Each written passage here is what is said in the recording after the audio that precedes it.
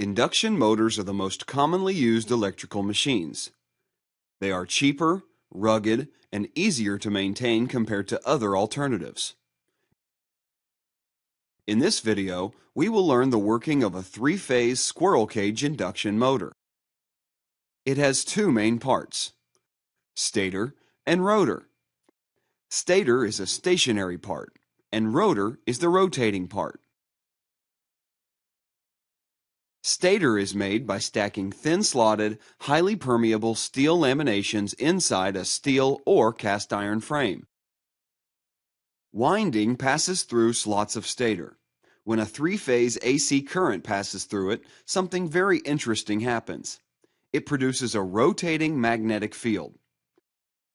To understand this phenomenon much better, consider a simplified three-phase winding with just 3 coils. A wire carrying current produces magnetic field around it. Now, for this special arrangement, magnetic field produced by three-phase AC current will be as shown at a particular instant. With variation in AC current, magnetic field takes a different orientation as shown. From these 3 positions, it's clear that it's like a magnetic field of uniform strength rotating. The speed of rotation of a magnetic field is known as synchronous speed.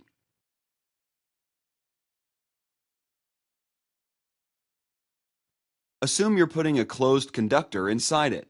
Since the magnetic field is fluctuating, an EMF will be induced in the loop according to Faraday's law. The EMF will produce a current through the loop. So, the situation has become like a current-carrying loop is situated in a magnetic field.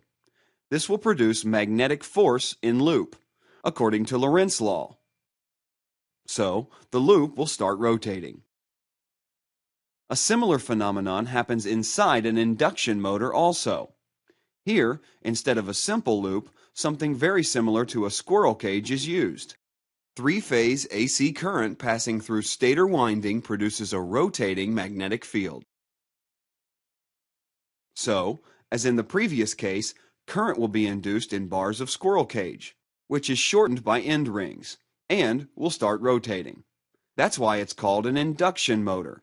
Electricity is inducted in the rotor by magnetic induction rather than direct electric connection. To aid such electromagnetic induction, insulated iron core lamina are packed inside the rotor.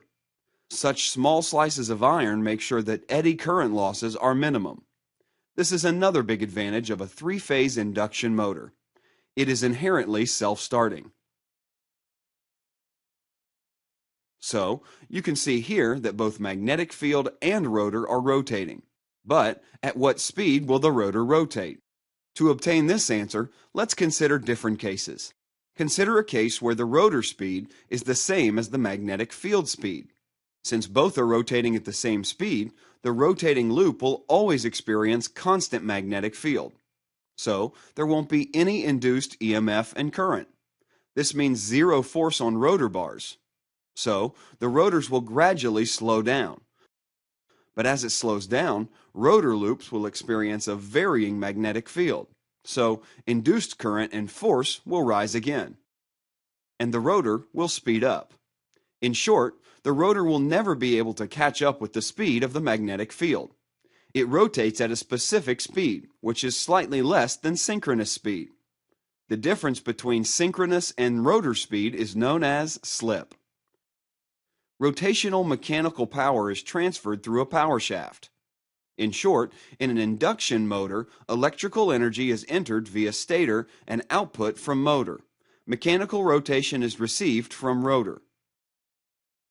Energy loss during motor operation is dissipated as heat. So, a fan at the other end helps in cooling down the motor. Hope you got a good introduction on the working of induction motors. Thank you.